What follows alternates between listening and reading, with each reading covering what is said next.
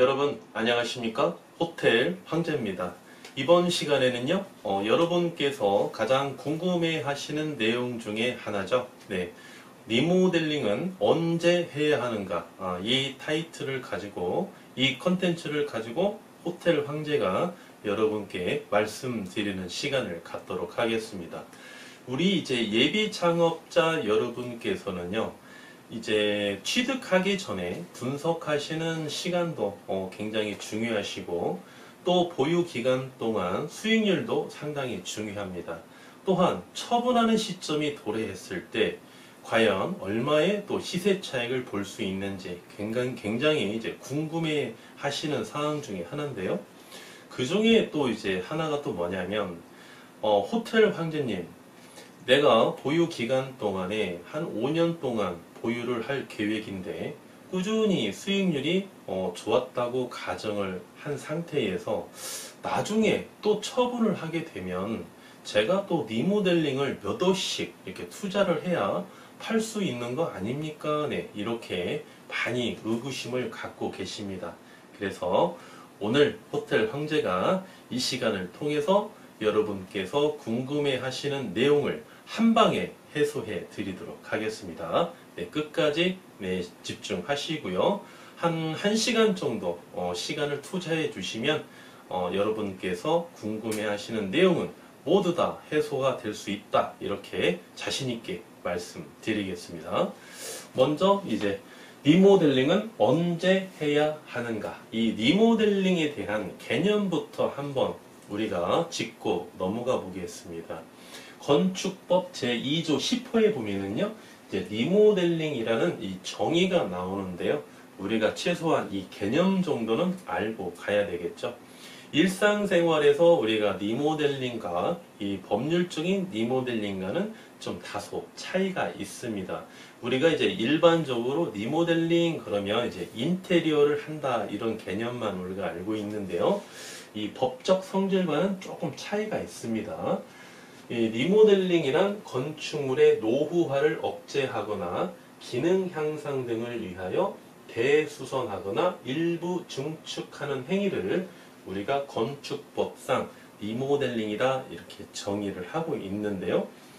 건축물의 노후화를 억제하거나 기능 향상 등을 위하여, 이거를 우리가 호텔 모텔에 접목을 시키면은요 매출을 상승시키고 순수익을 더 누리기 위해서, 그리고 처분 시점에 더 많은 시세 차익을 누리기 위해서 우리가 이렇게 해석할 수 있겠죠.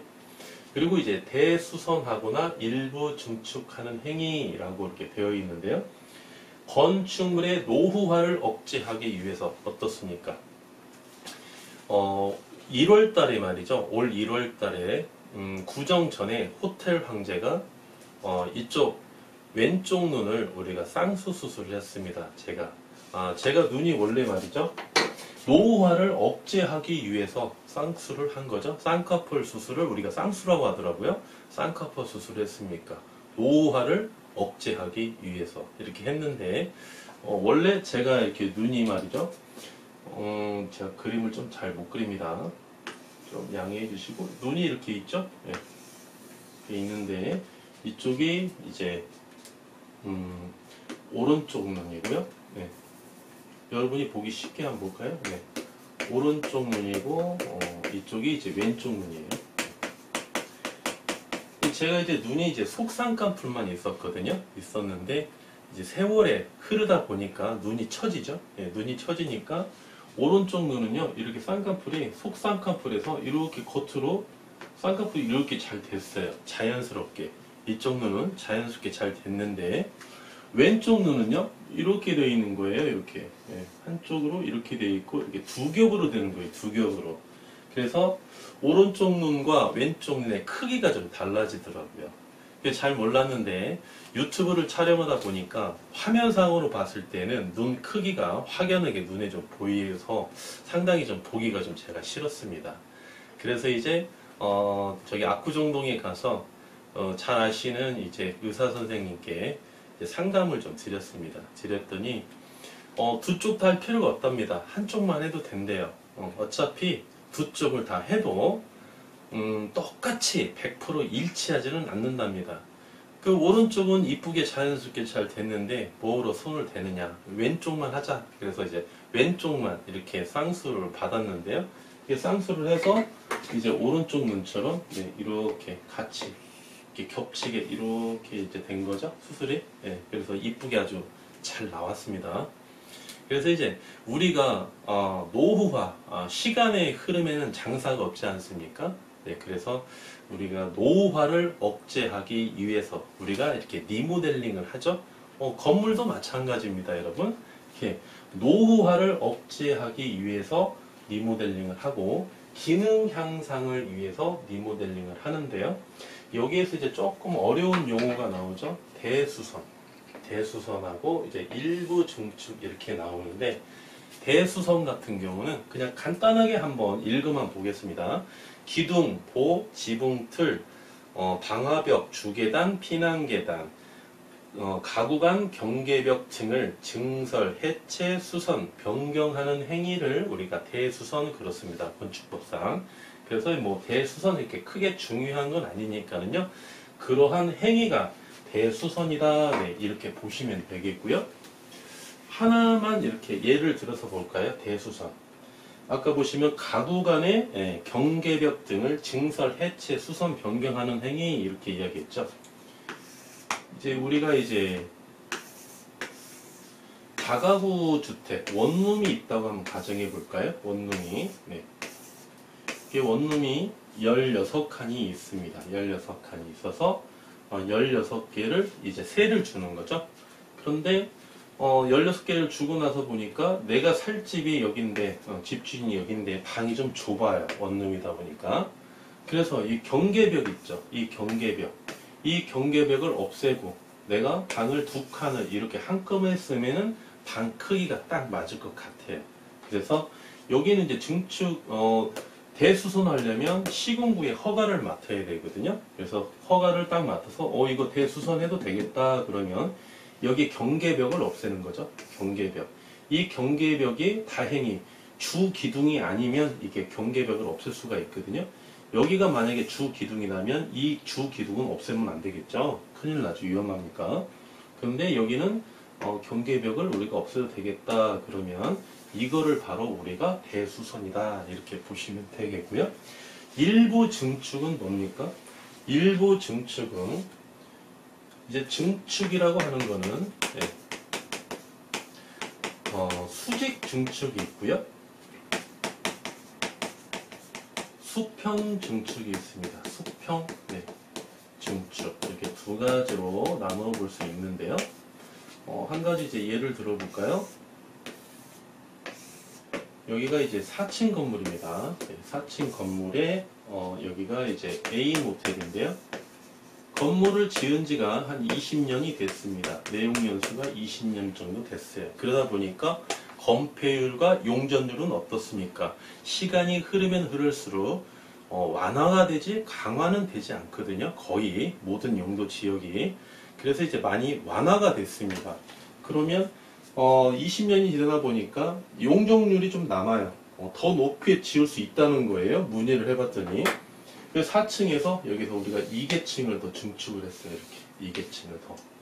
그래서 2계층에다가 기존에는 객실이 24개였는데 2계층을 증축을 해서 우리가 객실을 6개씩 더 증축을 해가지고 6개, 6개에서 총 객실을 36개로 이렇게 6개 맞죠? 36개로 이렇게 증축할 수 있는 거죠. 그래서 이거를 수직 증축이라고 합니다.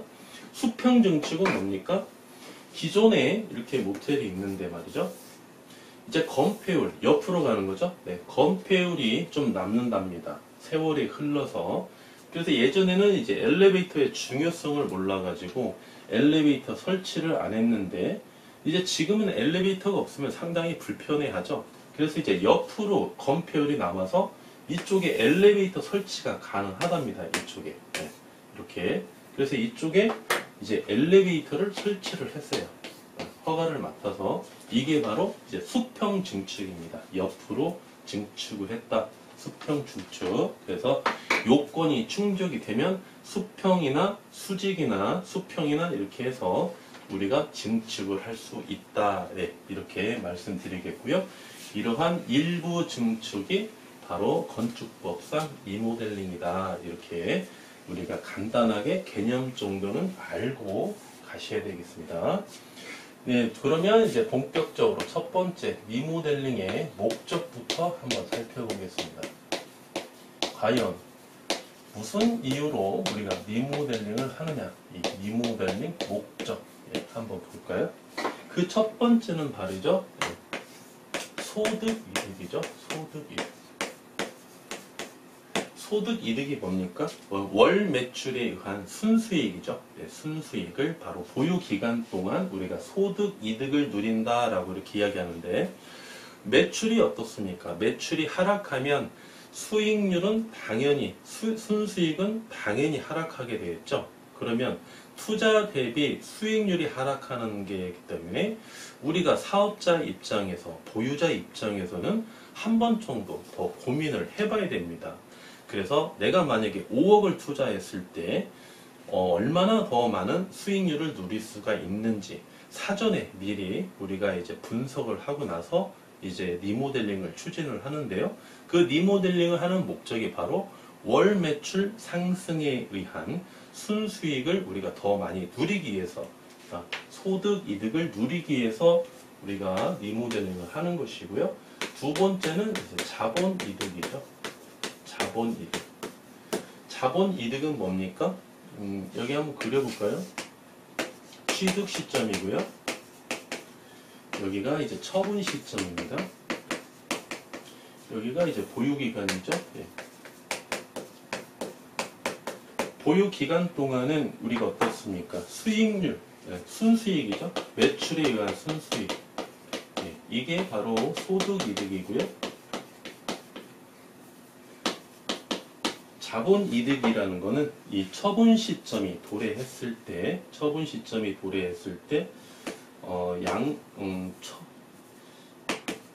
매도가액, 예. 매도 가격, 여기에서 매도하는 가격이 있죠? 마이너스, 예, 취득 가격, 마이너스, 예, 필요 경비. 그러면 여기서 이제 양도 차익이 나오거든요. 예. 이 양도 차익이 바로 이게 양도소득세 계산하는 순서죠. 이렇게 쭉 나오는데 이 양도 차익이 바로 자본이득이죠. 자본이득. 네. 자본이득. 네. 그래서 우리가 호텔이나 모텔을 취득하는 이유는 소득이득과 자본이득을 누리기 위해서 취득을 하시는 건데, 이 또한 리모델링을 하는 목적이 자본이득을 취득하기 위해서 우리가 리모델링을 한다, 이렇게 말씀드릴 수 있겠습니다. 세 번째는 어떻습니까? 세 번째는 처분기한 단축을 위해서. 처분기한 단축을 위해서. 이게 뭐죠? 바로 황금성 리스크죠. 황금성 리스크를 줄이기 위해서. 처분 시점이 도래했어요. 내 보유 기간을 한 3년을 예상을 했습니다. 취득 시점 전부터 우리가 그렇게 계획을 했어요. 3년 동안 보유를 해서 이제 처분하려고 내놨습니다.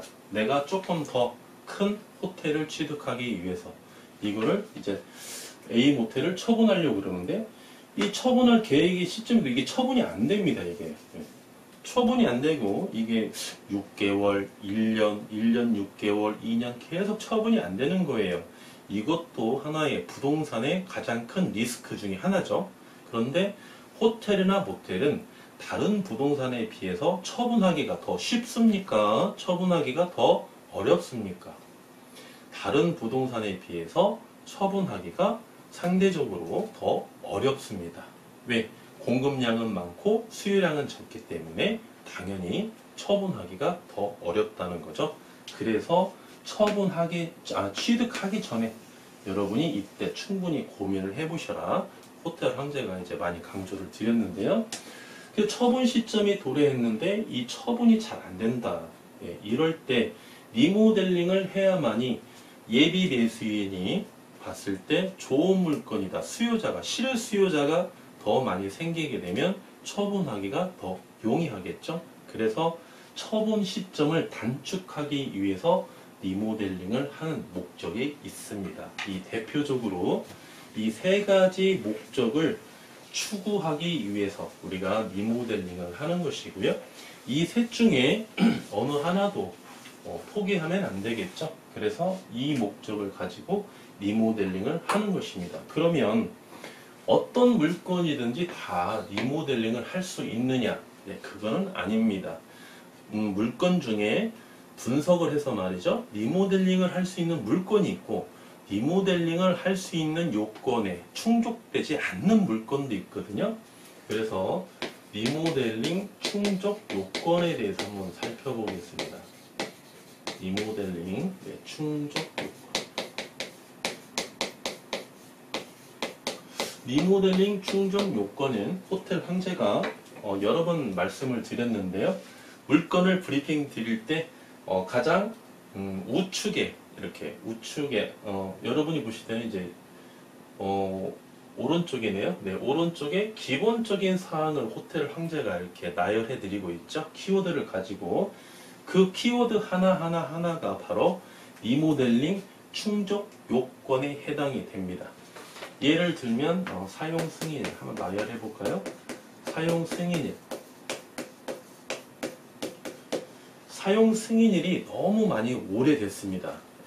내용 연수가 너무 많이 오래됐어요. 그러면 어떻습니까? 내용 연수가 오래됐다는 거는 물리적인 하자가 발생될 수 있다는 확률이 높다는 겁니다.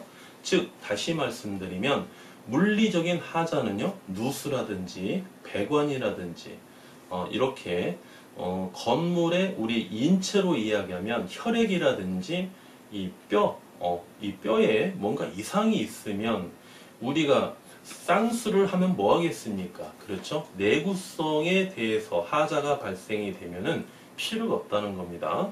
그래서 이 사용 승인일이 어느 정도 요건에 부합하는지 이것도 한번 살펴봐야 되겠고요. 그 다음에 이제 대지 면적. 대지 면적하고 주차 대수하고 연관이 있죠. 이 주차장. 이게 왜 또 중요하느냐? 리모델링을 하게 되면은요, 리모델링 시점이다. 이쪽이 여기가 이제 리모델링 완료 시점입니다. 완료 시점.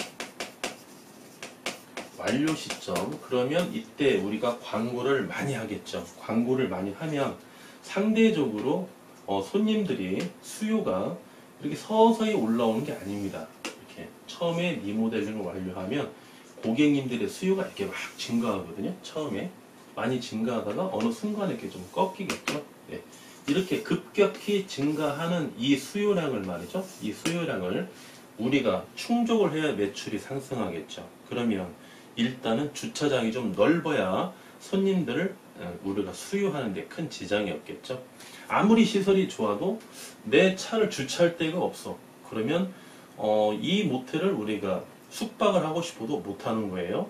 여기보다는 조금 리모델링이 덜 된 데 가서 차라리 안전하게 주차를 하고 그쪽에 가서 투숙하는 거죠, 고객님들이. 그래서 이 대지 면적도요, 리모델링 이 충족 요건에 아주 중요한 요인에 좀 포함이 됩니다. 네. 그리고 이제 연면적. 연면적은 어디하고 연관이 되어 있죠? 네, 객실, 평수하고 연관이 되어 있죠. 네, 객실 평수. 왜 이게 또 요건에 해당이 되느냐? 객실 평수가 말이죠. 너무 적은 객실 평수는 리모델링을 하게 되면 시너지 효과가 좀 떨어집니다, 여러분. 네, 그리고 어느 정도 객실 평수가 있으면 리모델링을 하게 되면 이 시너지 효과가 더 큽니다. 네, 그래서 이 객실 평수도 좀 상당히 좀 중요합니다. 오히려 객실 평수가 더 높다, 필요 이상으로 높다, 그러면 어떨까요, 여러분? 거기에 대해서 파생되는 게 무엇일까요? 리모델링 비용이 더 많이 들겠죠. 도배 장판을 하더라도 단순히 계산했을 때 더 들어가지 않습니까? 그래서 객실 평수도 적당한 크기가 가장 좋다. 예. 너무 커도 비용이 더 많이 소요가 되고요. 너무 적어도 리모델링 시너지 효과가 떨어지기 때문에 이 연면적도 리모델링 충족 요건에 충족이 돼야 되겠고요. 또는 어떻습니까? 현재 월 매출. 월 매출도 중요하죠. 월 매출이 리모델링 하기 전에 1,000만 원밖에 안 나왔습니다. 그런데 이 모텔이 리모델링 한다고 해서 이게 1억씩 껑충 튀어오를까요? 정점을 찍을 수 있을까요? 그렇지 않다는 겁니다. 그러한 상권, 그런 입지 조건에 따라서 리모델링을 엄청난 돈을 투자한다고 해서 매출이 껑충껑충 2배, 3배, 뭐 10배씩 오르지는 않습니다. 거기에 맞는 비용도 물론 책정도 중요하지만은요. 여기에 이제 비용도 나올 때 이제 호텔 왕제가 말씀드리겠지만 지금 현재 매출 대비 얼마가 정도 나왔기 때문에 리모델링을 했을 때 얼마까지 가능하겠구나 우리가 이렇게 유추할 수 있는 거지 무에서 무조건 유를 창조할 수 있는 것은 아니다. 네, 이렇게 말씀드릴 수 있겠습니다. 예를 들면 말이죠. 월 매출이 현재 노후화가 됐는데 2,500만 원이 나왔어요. 2,500만 원. 상권 분석, 지역 분석, 개별 분석 모든 거를 다 분석을 했을 때 2,500에서 한 6,500만 원 정도 나오겠구나. 최대 한 7천만 원까지는 가능하겠구나. 모든 데이터를 분석해서 이 예상 매출을 유추해내는 거지. 월 매출이 1,000만 원밖에 안 나오는데 이 매출을 우리가 6,500에서 7천만 원까지 이렇게 예상 가능한 거는 절대 아니다. 이렇게 보시고요. 현재 매출이 4,500에 나왔다. 그러면 얼마의 리모델링을 투자했을 때 우리가 매출을 한 8천만 원까지 올릴 수가 있겠구나. 이거는 충분히 가능하겠구나. 이렇게 볼 수 있는 거죠. 현재 매출이 6천만 원이 나왔습니다. 6천만 원이 나왔는데 지출이 많아요. 지출이 많아. 그리고 지역 분석, 상권 분석 또 경쟁 대상의 조건이 좀 비슷해. 비슷한데 저기는 리모델링 하니까 매출이 1억이 나왔어요. 저쪽에. 그러면 해당 모텔은 현재 6천만 원인데 어느 정도 비용을 투자를 했을 때 매출이 1억 한 2천까지는 나오겠다. 최대로 나오겠다. 아니면 현재 저쪽에서 매출이 1억이 나오니까 우리는 최소한 우리도 1억 정도의 매출은 나올 수 있겠구나. 이렇게 예상 가능한 매출을 현재 매출 대비로 이렇게 분석해서 유추해내는 거지 뭐 터무니없는 근거도 없이 매출을 유추해낼 수 있는 건 아니다. 그래서 현재 매출이 중요하다. 요건에 부합해야 된다. 이렇게 보시면 되겠고요. 또 이제 객실수. 객실수도 중요합니다. 객실수. 리모델링을 완료한 시점에서 수요량, 즉 고객님들의 수요가 급격히 증가한다고 보셨죠? 일정한 시점 이내까지는, 기간 이내까지는.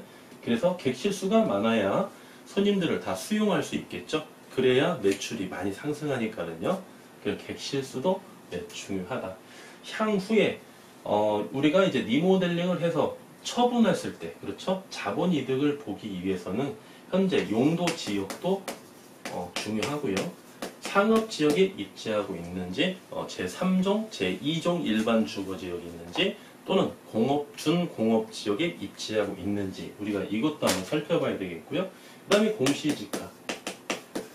공시지가 상승률이, 공시지가 상승률이 전국 평균 3%대인데요. 내가 해당 모텔을 취득하게 되면 공시지가가 어느 정도 오르겠구나. 공시지가가 오른다면 실거래가는 그만큼 더 오를 수 있는 우리가 여지가 있기 때문에 그래야 향후에 자본이득도 훨씬 더 많이 누릴 수가 있기 때문에 이러한 공시지가도 리모델링 충족 요건에 포함이 되기 때문에 전체적인 거를 보고 리모델링 할 물건인지 아닌지 우리가 판단을 해야 된다. 이렇게 보셔야 되겠고요. 그 다음에 이제 세 번째로 한번 볼까요? 리모델링 비용입니다. 세 번째.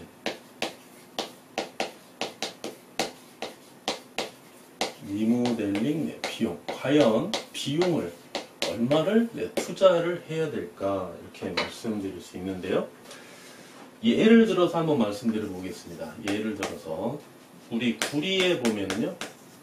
구리시 이렇게 수택동이 있습니다. 수택동. 여기가 이제 구리에서는 대표적인 먹자 유홍 모텔 밀집 상권인데요. 여기에 상호는 제가 말씀드리지 않겠습니다. 네. 여기에 이제 S모텔이라고 우리가 한번 가정을 해보겠습니다. S모텔. 네. 이 모텔은요, 실제로 가보시면 이분이 이제 취득 가격이 네, 50억이면은요, 해당 물건은 상권을 전체적으로 봤을 때 최대 리모델링 비용을 한 13억 정도만 투자를 하셨어야 돼요. 13억 정도만.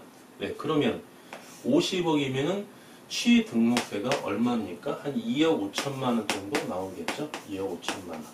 그러면 취득 원가가 얼마입니까? 13억에 2억 13억이면 6억 3천에 2억 5천이면은 65억 5천만 원이네요. 원가가 65억 5천이면은 플러스 알파의 시세 차익을 가정을 했을 때 약 한 70억이라고 가정해 보겠습니다.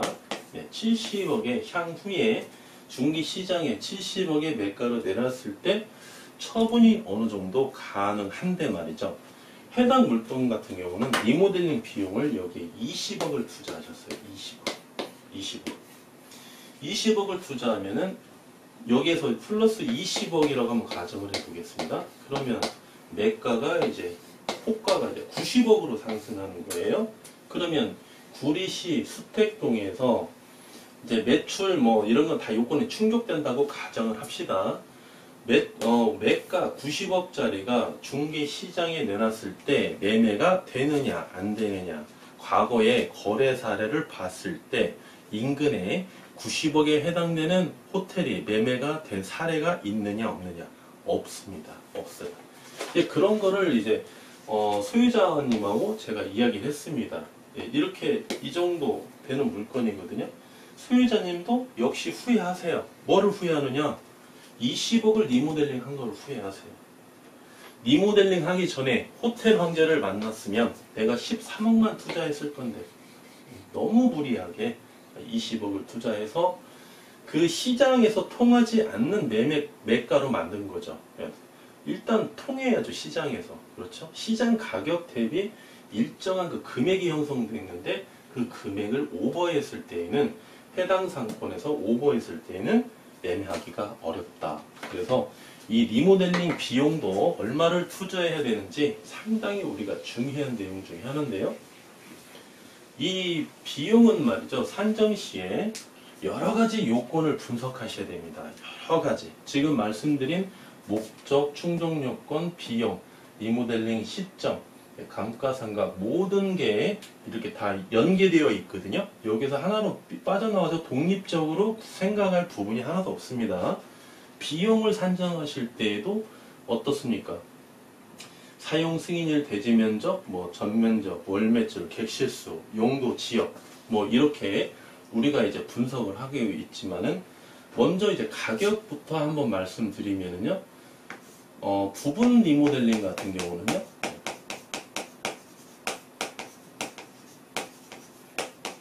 부분 리모델링 같은 경우는 여기 수리수선도 포함이 되겠죠. 약 1억에서 5억 이렇게 보시면 됩니다. 부분 리모델링을 하시는데 일반적으로 5억 이상 투자하시면 안 된다. 아까처럼 구리 수택동에 말씀드렸죠. 그러한 좀 괴리 현상이 발생이 될 수 있으니까 부분 리모델링은 1억에서 한 5억 정도만 예상하시면 되겠고요.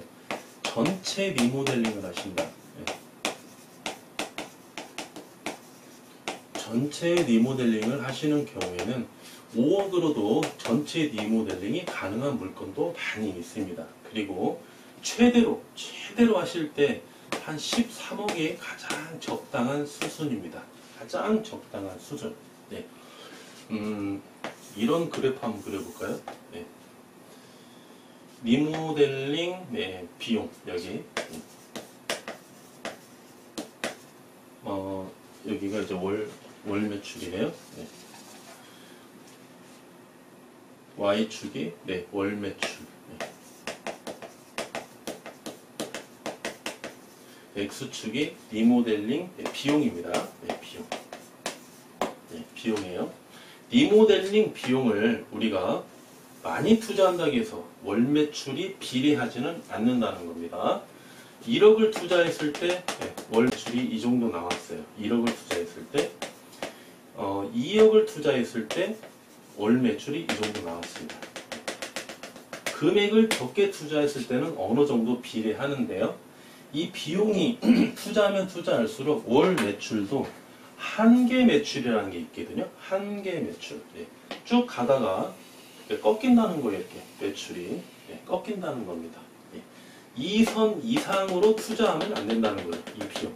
과연 이 비용이 이제 물건마다 다르겠지만 이 매출이 정점이라는 거예요. 이 이상 투자했을 때는 투자 대비 월 매출이 그만큼 상승하지 않는다는 겁니다. 꺾이는 부분이니까.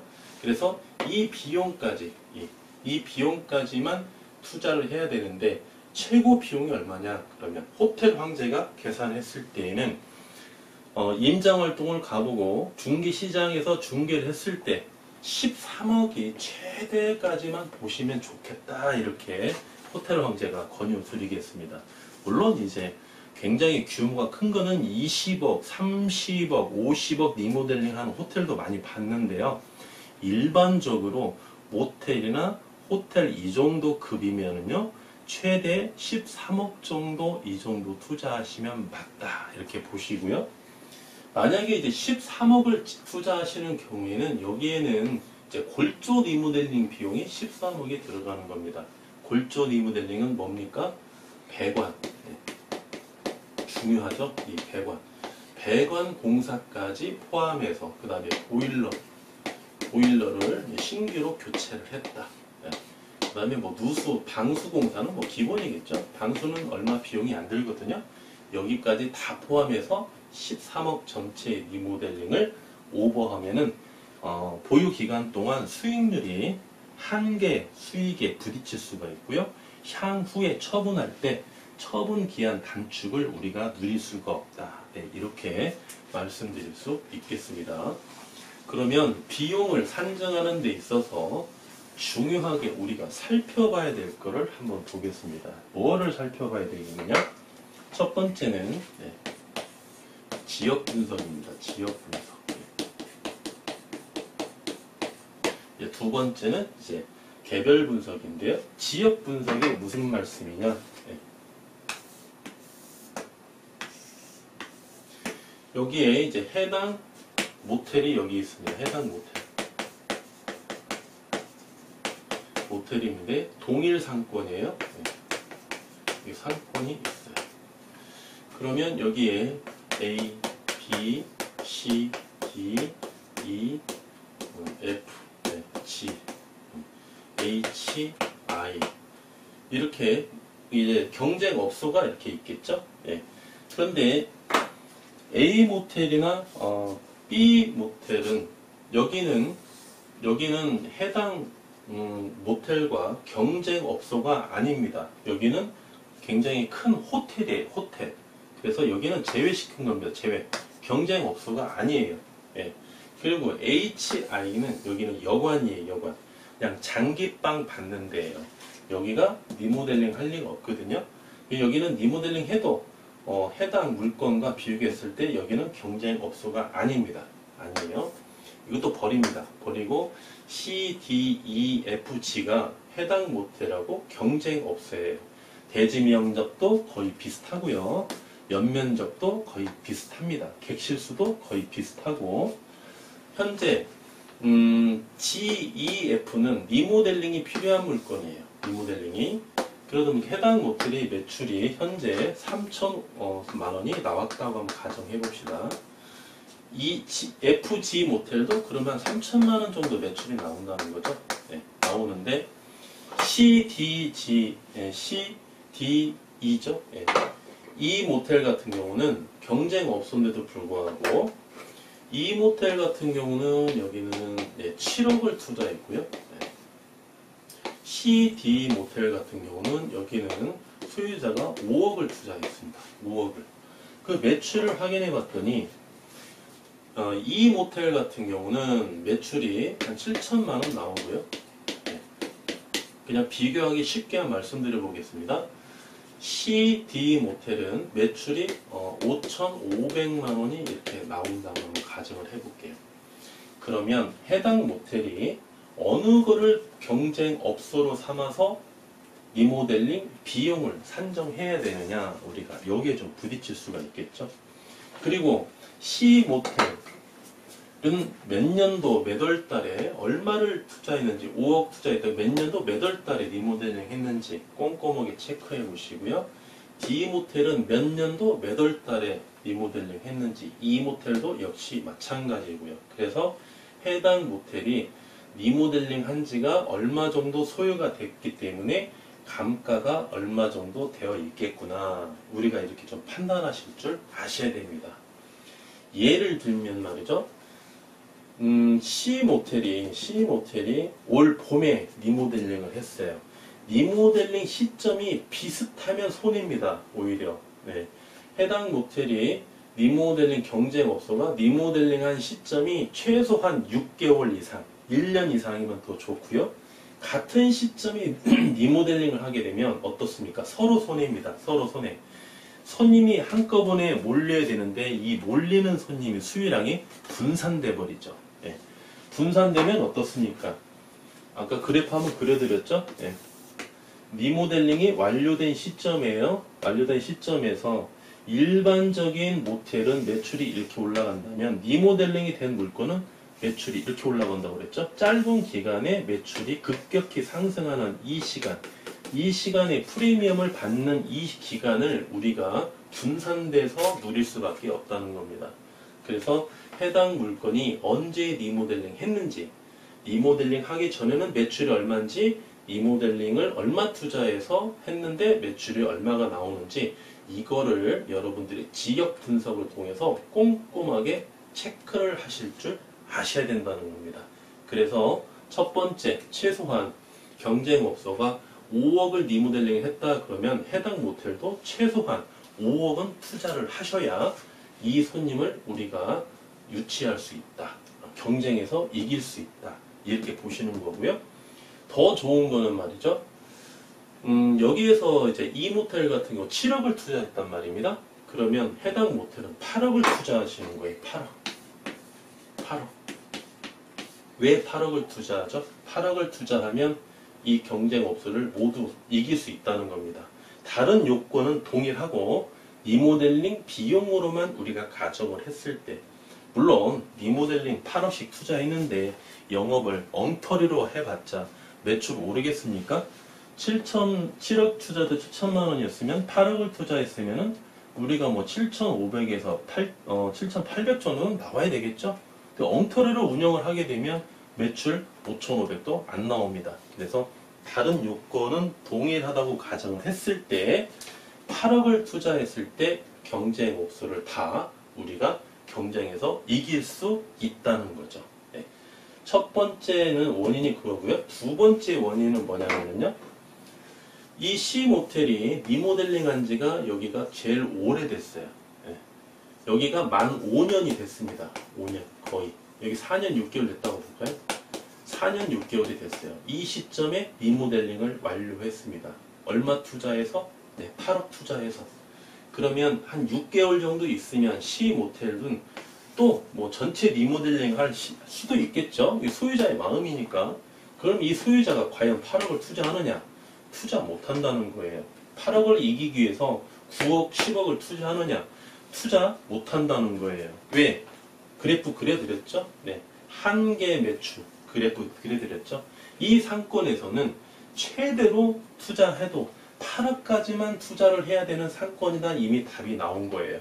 그런데 C 모텔 소유자가 운영을 지금 4년 6개월째 하고 있는데 여기에다가 터무니없이 10억을 투자할 리가 있겠습니까? 절대 그렇지 않는다는 겁니다. 그러면 이분은 해당 모텔, 이 경쟁업소는 포기하고 나는 2등만 해야 되겠다. 다시 5억 투자한다는 겁니다.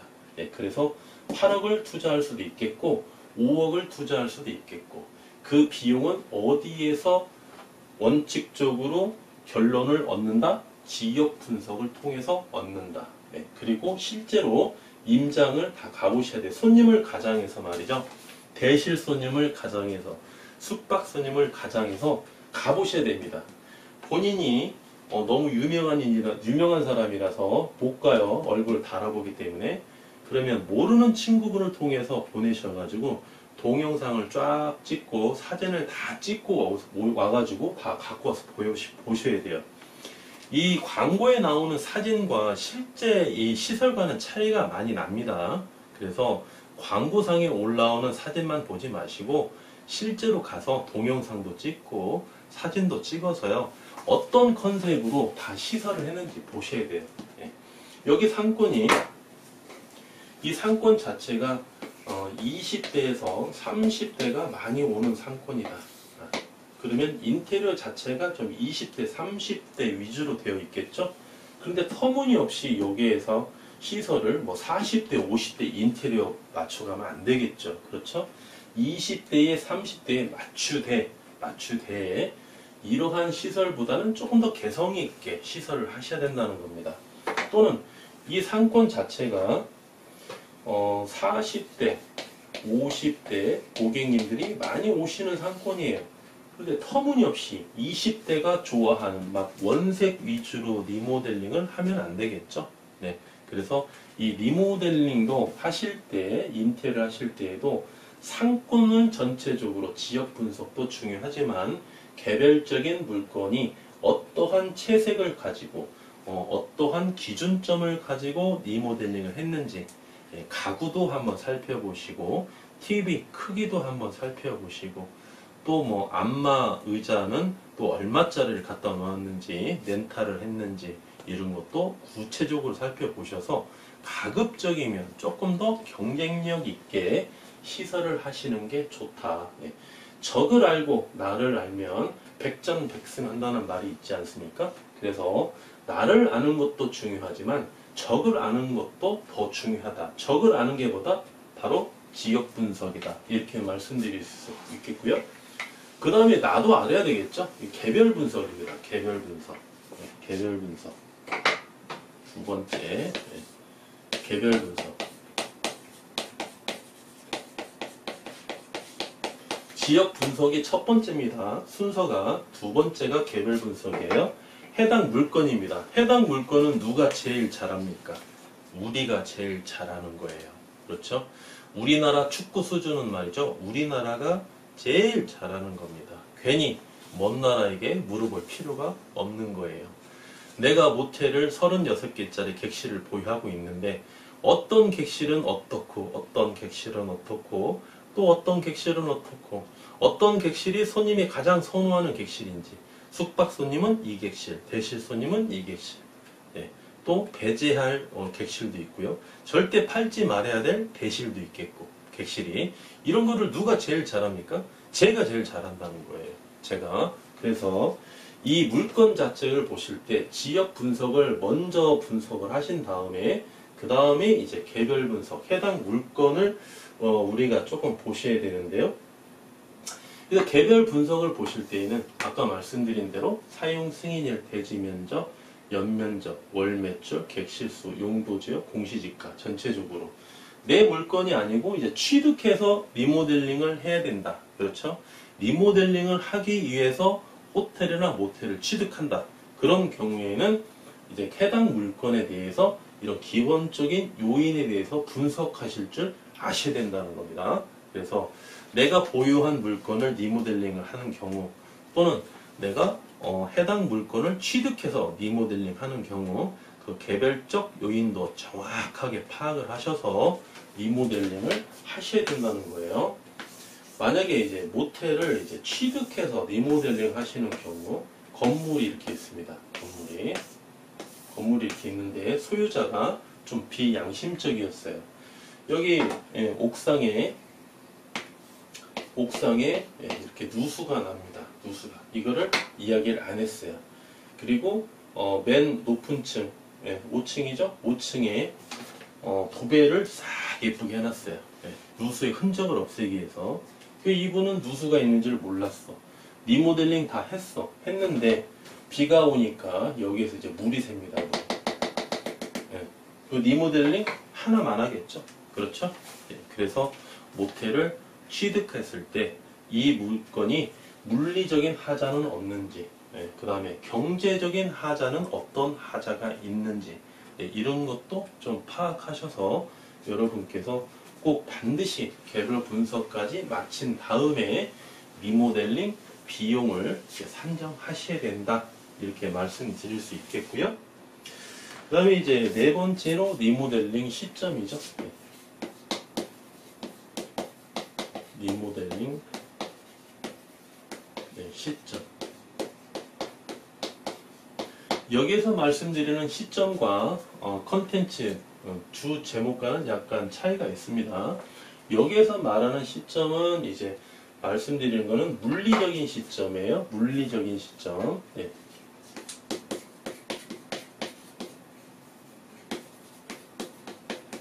물리적 시점. 시간상의 시점이에요. 그래서 첫 번째로 보시면 취득 시점에 리모델링을 하는 경우가 있죠. 네, 방금 호텔 황제가 말씀드린 대로 매수인이 리모델링을 할 목적으로 모텔을 취득하는 겁니다. 리모델링이 된 물건이 아니고 리모델링을 할 물건을 취득하려고 그래요. 리모델링을 목적을 하기 위해서. 그런 분들은 취득 시점이 바로 리모델링 시점이 되겠죠. 두 번째는 시점이 말이죠. 보유기간. 보유기간 중에도 리모델링 시점이 발생될 수 있겠죠. 그렇죠? 그래서 첫 번째 보시면 이제 취득 시점에 리모델링을 하는 경우에는 이 매수인이 말이죠. 경험이 풍부하신 분입니다. 경험이 풍부하신 분. 호텔이나 모텔을 운영을 꽤 오래 하셔서 이 어느 정도 이 전략적이고 전술적인 부분에 대해서 자신이 있는 분들이 리모델링 할 물건을 이렇게 취득하시거든요. 그럴 때에는 어떻습니까? 대출이 좀 잘 나오는 물건이 유리하겠죠. 대출이 잘 나와야 자기 자본을 리모델링에 투자할 수 있기 때문에. 그렇죠? 그래서 일반적으로 보시면 리모델링 할 물건들은요, 감정가가 높게 나오고요, 대출금이 잘 나오는 물건이 그런 물건을 선호합니다. 리모델링 하실 분들이. 네. 그래야 자기 자본으로서 적게 소유해서 리모델링 투자 비용까지 우리가 산출할 수 있기 때문에 시장 가격 이하, 취득 가격 이하면서도 대출금이 잘 나오는 물건이 바로 리모델링 취득 시점, 호텔 모텔 취득 시점에 리모델링 하실 분들이 이런 시점에 리모델링을 한다 이렇게 보시면 되겠고, 보유 기간 중에 이제 리모델링을 하는 경우는 어떤 경우입니까? 현재 소유자가 모텔을 꾸준히 운영했는데 월 매출이 있죠? 네, 월 매출이 무조건 호텔 모텔은 매출입니다. 기간이에요. 네.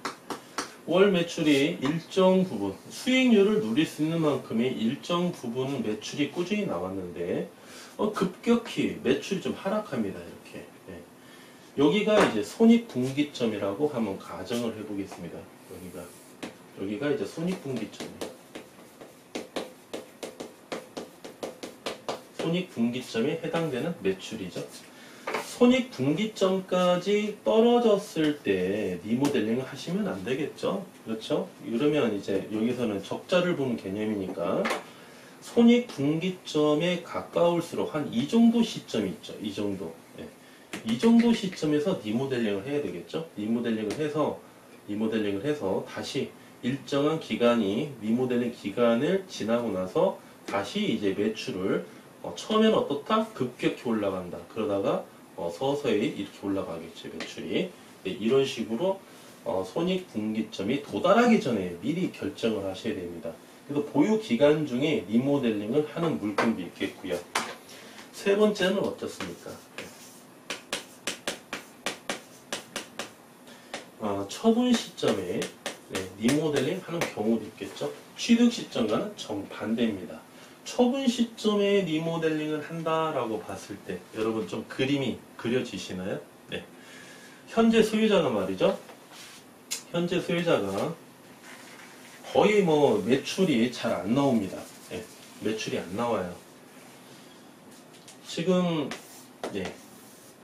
기간이고요. 월 매출이죠. 취득 시점에서는 취득 시점이고요. 처분을 계획했던 시점입니다. 처분된 시점이 아니에요. 처분을 계획했던 주관적인 시점이에요. 매출이 취득 시점에서는 매출이 잘 나왔어요. 나오다가 보유 기간 동안에 좀 떨어졌어요. 좀 나오다가 조금 더 떨어졌습니다. 매출이 떨어졌는데 본인이 원하는 처분 시점에 도래했습니다. 도래했는데 이때 매출이 보니까 이 매출 가지고는 매도인이 수익률이 안 나오는 그런 매출이에요. 그렇죠? 그러면 어떻게 하겠습니까? 이 물건이 팔리겠습니까? 이 물건 안 팔립니다. 요즘에 세상이 어떤 세상인데 호텔 황제 유튜브에 강의를 들으시는 우리 예비 창업자 여러분들의 수준이 보통이 아닙니다. 제가 실제로 상담해 본 말이죠. 제가 어떨 때에는 말문이 막힐 때가 있을 때도 있었어요. 그만큼 수준이 상당히 좋으신데요. 이렇게 우리 애독자 여러분들이 이러한 물건을 취득할 리가 있겠냐 이거예요. 절대 취득하지 않는다는 거죠. 그러면 이분이 해당 물건을 처분하기 위해서는 월 매출을 여기까지 상승을 시켜놔야 처분할 수 있겠죠. 그리고 자기가 취득 원가도 회수할 수 있겠고, 그렇죠? 그러기 위해서 리모델링을 한다는 겁니다. 리모델링을. 그래서 이제 처분 시점에 리모델링을 하는 건데요. 우리가 이제 리모델링 시점을 볼까요? 값의 매도인 값이 취득 시점입니다. 취득 시점.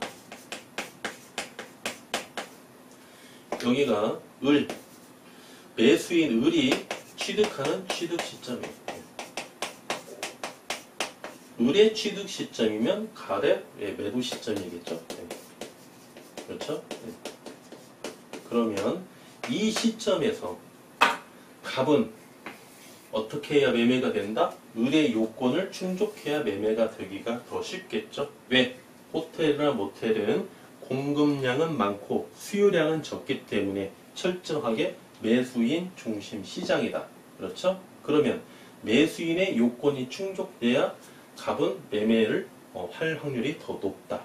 그렇게 봤을 때 매도인의 매도 시점과 매수인의 취득 시점에 가까울수록 이 시점에 가까울수록 리모델링 시점이 결정이 됐을 때 처분하기가 더 어떻다?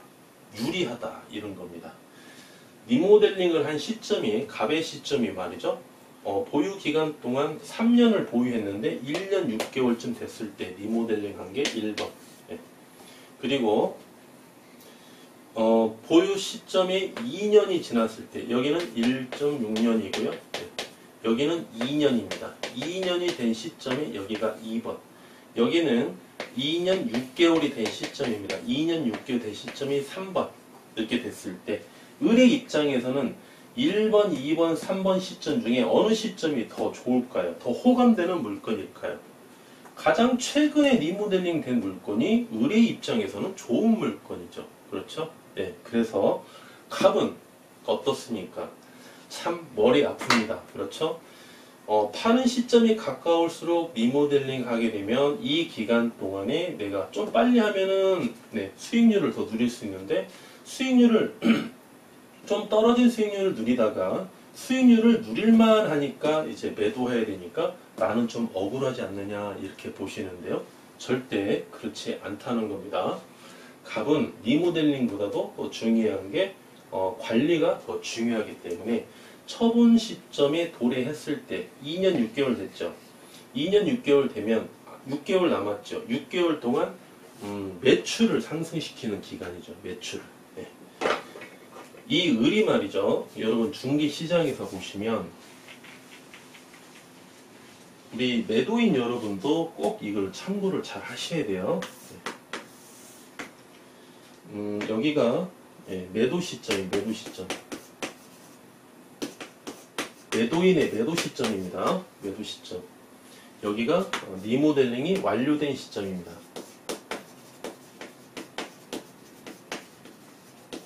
완료 시점.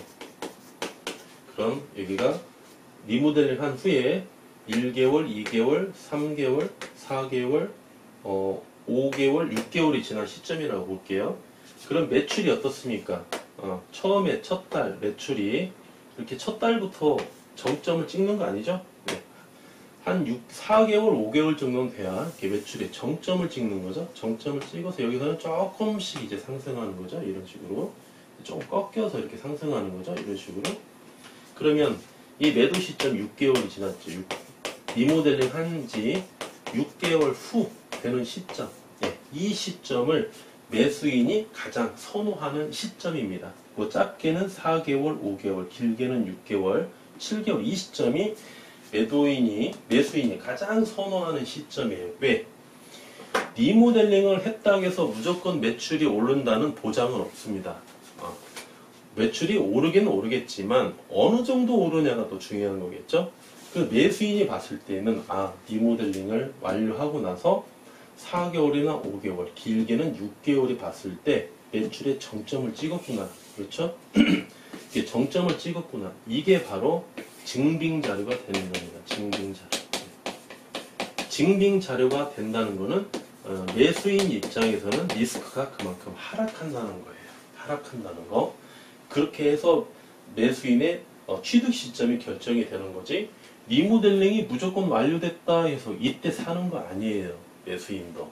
그래서 매도인께서도 리모델링을 완료한 이후로 꾸준히 매출을 올려놔야 매매하기가 쉽다. 그래서 리모델링 시점으로 봤을 때는 물리적 시점으로 봤을 때는 취득 시점, 보유 기간 중의 시점이 될 수 있겠고요. 또 세 번째로는 처분하는 시점이 될 수도 있겠다. 취득하는 시점은 매수인의 시점으로 보시면 되겠고요. 처분 시점은 매도인의 시점으로 보시면 되겠죠. 그래서 리모델링 시점 이렇게 말씀드렸고요. 이제 마지막으로 가장 중요한 내용이죠. 마지막으로 감가상각에 대해서 한번 말씀드려보겠습니다. 감가상각. 이 5번을 말씀드리기 위해서 호텔 황제가 이렇게 4번까지 왔다고 해도 과언이 아닙니다. 감가상각. 이거는 이제 보시면 경제적 시점입니다. 경제적 시점.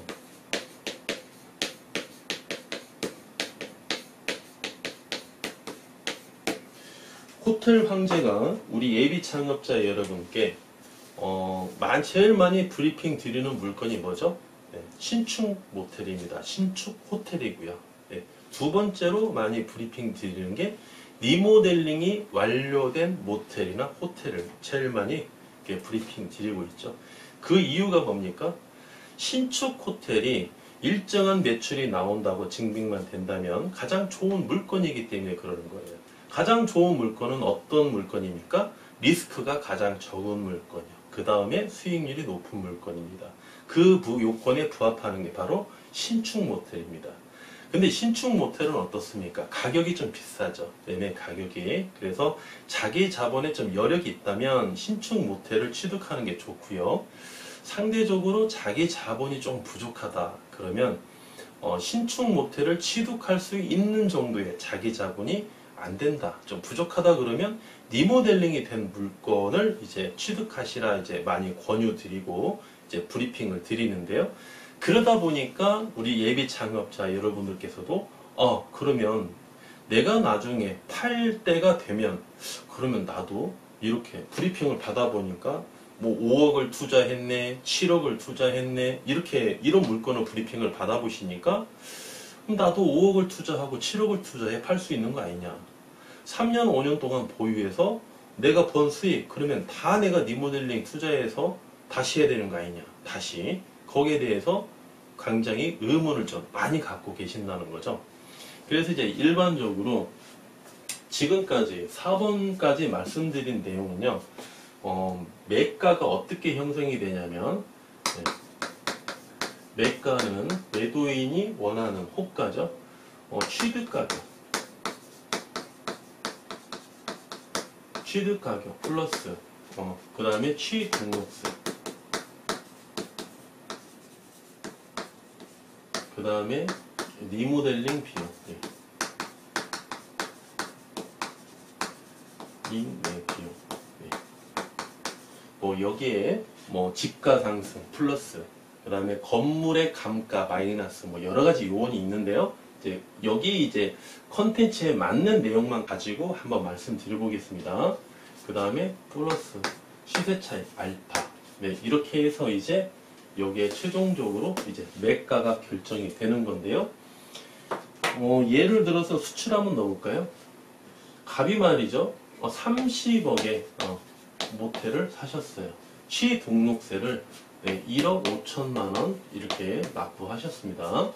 리모델링 비용을 5억을 투자했다고 한번 가정해 봅시다. 그럼 여기까지 금액이 얼마냐면 36억 5천인가요? 36억 5천만 원입니다. 그럼 일반적으로 우리가 중기 시장에 이 물건을 얼마에 내놓냐면 여기에 한 4억 정도, 4억에서 뭐 많게는 어떤 매도인 막 6억까지 이렇게 붙여서 내놓으세요. 6억이라고 한번 가정해 볼까요? 6억. 4억이면은 40억 5천만 원에 이제 매가 중기 시장에 내놓으시고요. 또는 6억이면은 42억 5천만 원이죠. 42억 5천만 원. 여기 플러스 알파가 여기 들어가는 게 뭐냐면 여기 양도세입니다. 양도세. 여기 알파에 포함되는 금액이 양도세입니다. 양도세. 그리고 파시는 분은 그러죠. 이렇게 4억, 뭐 6억 이렇게 해도 남는 거 없어. 세금 내면 이렇게 이야기하시죠. 양도세가 포함된 거거든요. 그 여기에 또 포함된 게 집가 상승, 뭐 좀 이렇게 포함이 되고요. 그 다음에 리모델링. 이 리모델링도 말이죠. 리스크를 안고 하시는 겁니다. 왜? 내가 리모델링 5억을 투자했을 때 매출이 얼마 정도 오르겠다라고 이게 예상하는 매출이죠. 그런데 그렇게 안 나올 수도 있습니다. 그게 바로 리스크입니다. 근데 이만큼 나왔단 말이에요. 나왔기 때문에 그만큼의 리스크에 대한 대가라는 거예요. 대가. 예. 그래서 이제 초보 예비 창업자 여러분께서는 그 리스크를 안고 가기가 더 리스크가 크다는 겁니다. 처음 창업하시니까. 그래서 이 플러스 알파의 일정한 비용은 우리가 인정해 줘야 되는 거예요. 이 비용을. 그러면 나중에 여러분이 제2, 제3, 제4의 호텔, 모텔을 취득할 때에는 리모델링이 필요한 물건을 사셔서 이렇게 플러스 알파를 누릴 수 있다는 겁니다. 여기가 바로 그 리스크에 대한 우리가 대가를 받는 거예요. 그것도 포함이 되어 있습니다. 그래서 이제 40억 5천, 42억 5천 이렇게 이제 중기 시장이죠. 호가로 이렇게 내놓고 이렇게 있는데 이 가격에서 우리가 조정이 되는 거죠. 일정 부분 조정이 되고 우리가 이제 양 당사자 간의 합의를 통해서 이제 매매 계약을 체결하시고 그러는 건데요. 이 리모델링 비용을 이렇게 우리가 투자하는 이유가 여기서 플러스 알파를 통해서 이렇게 시세 차익을 누리는 거죠. 시세 차익. 리모델링 목적에서 말씀드렸죠. 시세 차익.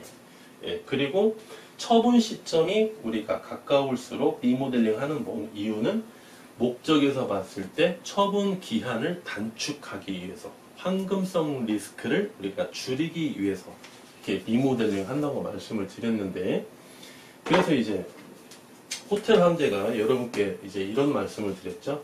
매년의 감가는 20%씩 발생한다. 20%씩. 올해 이제 2020년에 5억을 투자했어요. 5억을 투자해서 리모델링을 했다면 21년, 22년, 23년, 24년, 25년이죠. 그럼 매년에 20%, 마이너스 20%씩 이렇게 감가가 발생이 된다고 말씀드렸죠.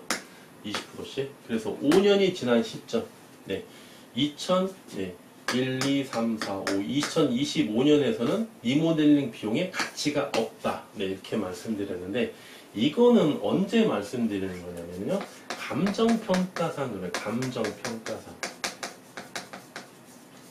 감정평가 법인에서 어떠한 물건을 감정을 할 때 이 리모델링 비용에 대한 감가를 20%씩 보는 거지 실제로 우리가 호텔 모텔이 5억을 투자했을 때 5년이 지난 시점에서 5억을 투자한 이 가치가 잔존 가격이 하나도 없다는 건 절대 아닙니다. 여러분 그거는 약간 차이를 여러분이 반드시 좀 이해를 하셔야 되겠고요. 가장 중요한 거는 월 매출이 2020년도 올해에 5억을 투자해서 말이죠. 매출이 7천만 원이 나왔어요. 7천만 원이 나왔습니다. 이 매출을 2025년도에 똑같이 7천만 원을 우리가 누린다면 이 물건은 인정을 받겠습니까? 못 받겠습니까? 리모델링을 가치를 인정을 받기 위해서는 이 매출이 그대로 유지가 되면 이 리모델링 가치를 인정을 받습니다. 그리고 실제로 5년이 지난 시점에서도 월 매출이 이렇게 꾸준히 유지를 하고 있다면 감정 가격도 잘 나옵니다, 여러분. 예, 감정 가격이 잘 나오니까 대출금이 그만큼 잘 나오겠죠? 그렇죠? 6개월 동안 이렇게 6개월 동안 나온 매출이 더 신뢰감이 있는 매출입니까? 아니면 5년 동안 일정하게 매출을 유지한 이 모텔이 더 신뢰감이 있는 물건입니까? 이 물건이 당연히 더 신뢰감이 더 많이 가는 물건이죠. 그렇다면 감정 가격도 더 많이 나오고요. 은행에서 보는 눈이나 매수인이 보는 눈이나 똑같습니다. 예, 좋은 물건이라고 평가할 수 있다는 거예요.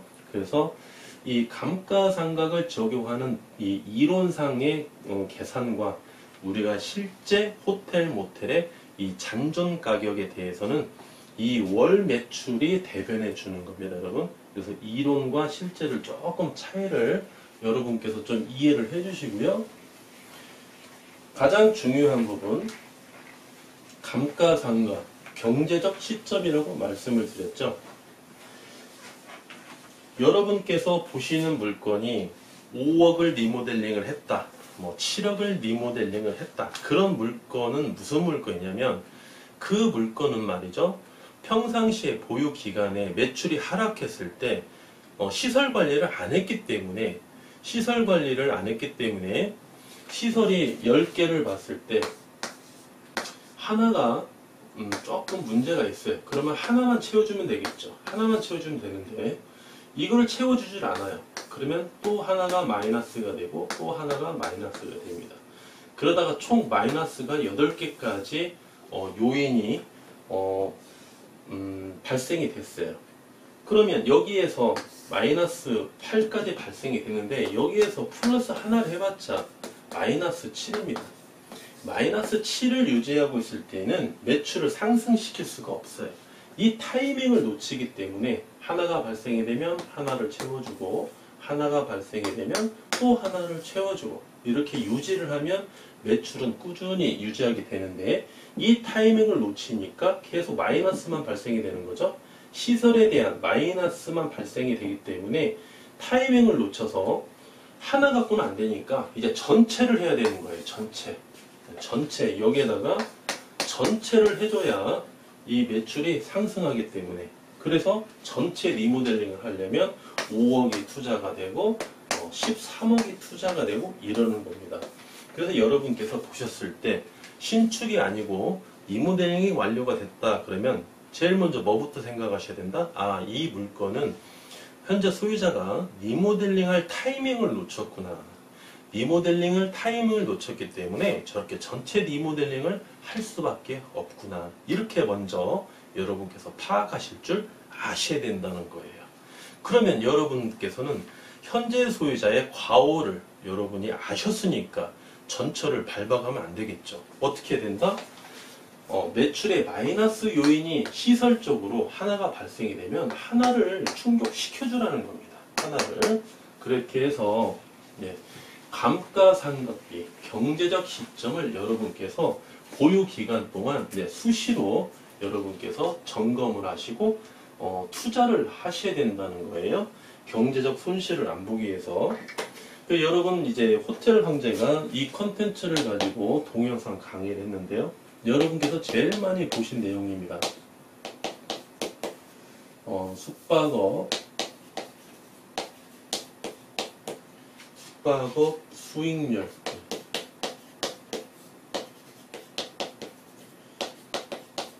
정확한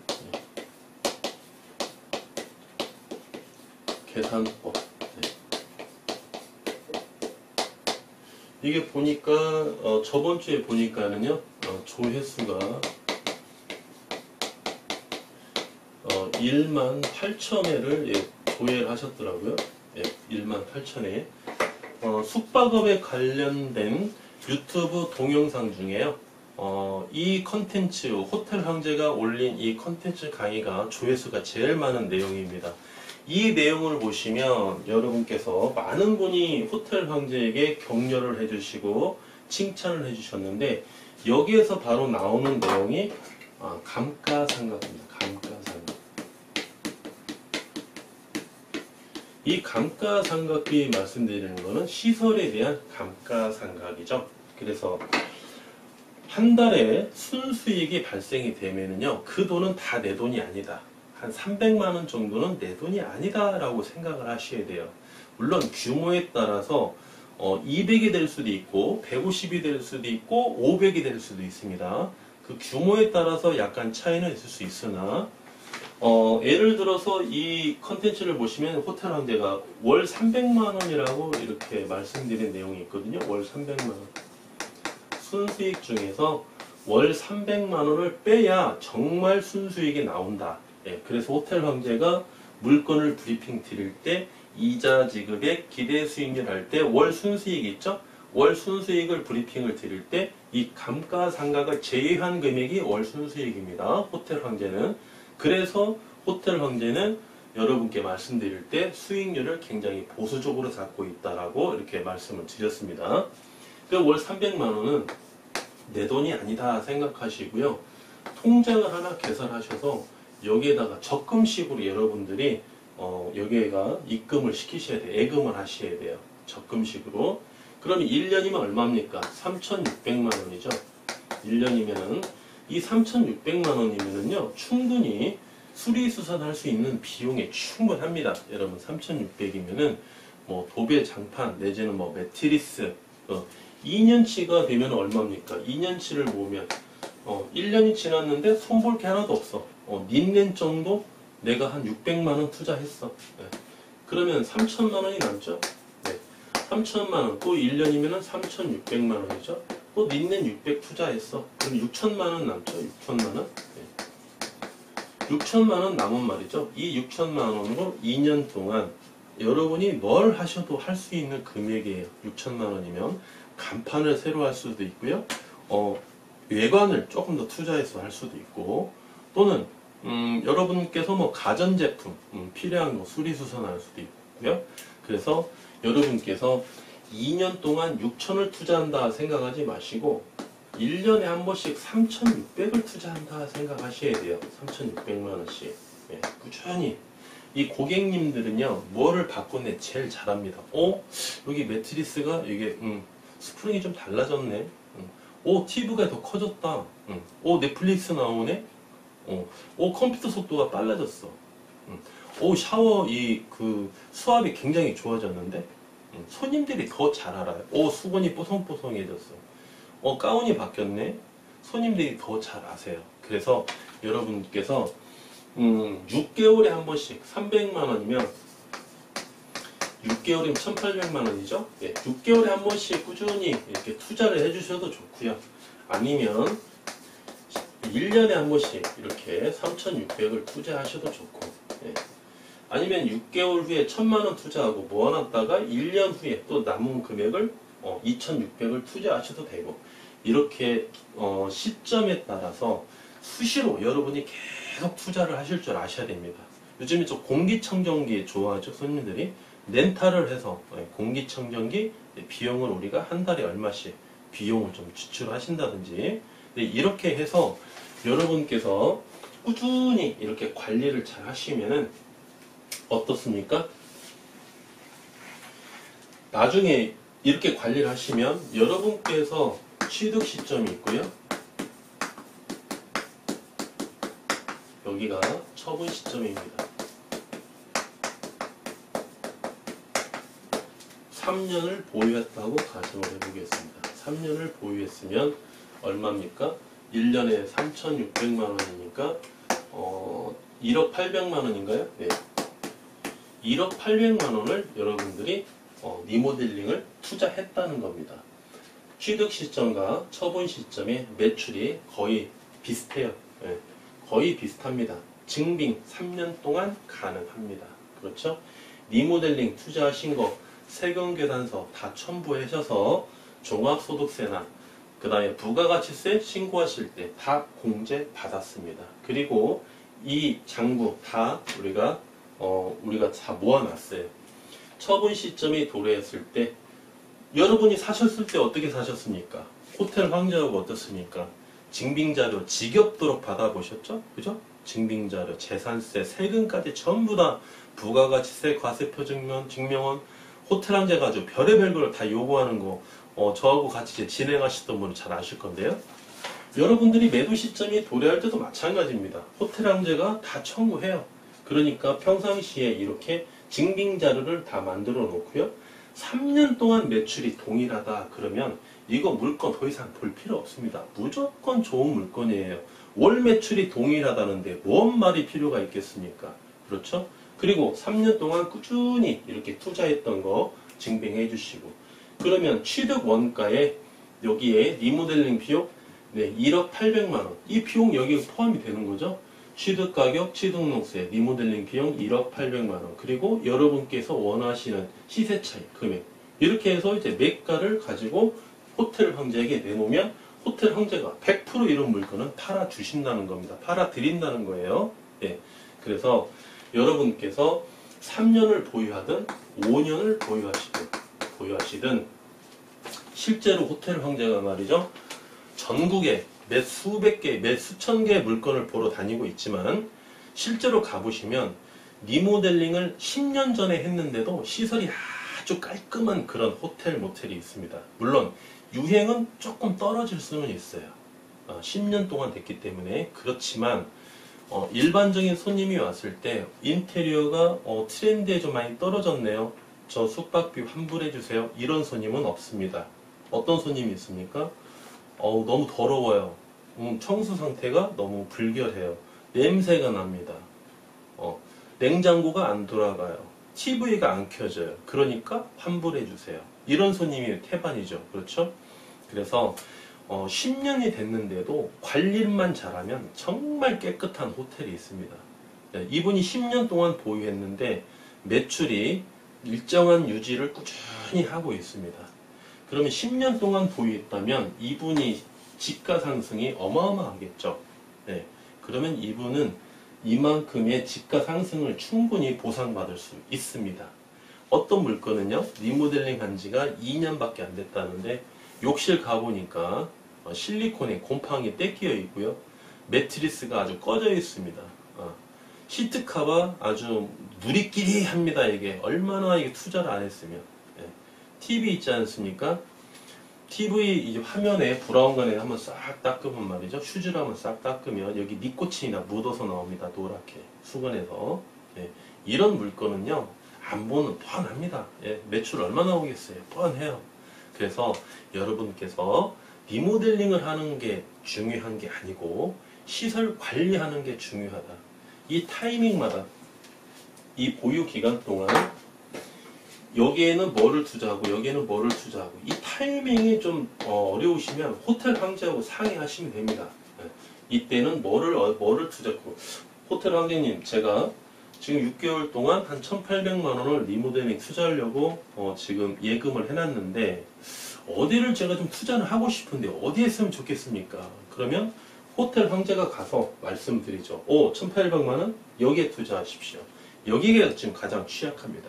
가장 취약한 부분부터 투자를 해야 우리가 시설을 유지할 수 있고 매출을 꾸준히 유지할 수 있기 때문에 그래서 여러분께서 가장 중요한 거 감가상각비 경제적인 시점이 가장 중요하다.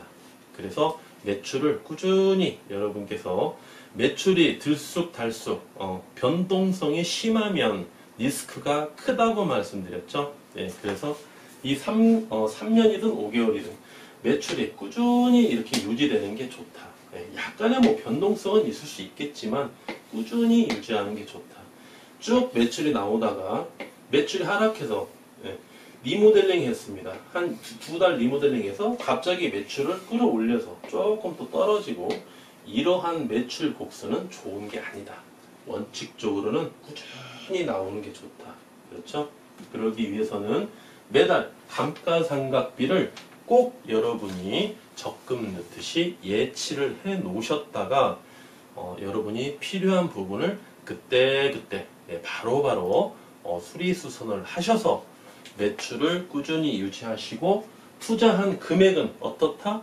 당해년도 부가가치세나 이듬해 종합소득세를 받으실 때 다 투자 비용으로 공제 받으시고 향후에 리모델링 비용을 원가로, 투자 원가로 취득 원가로 계산하셔서 다 보상받을 수 있다. 이렇게 호텔 황제가 강조드리겠습니다.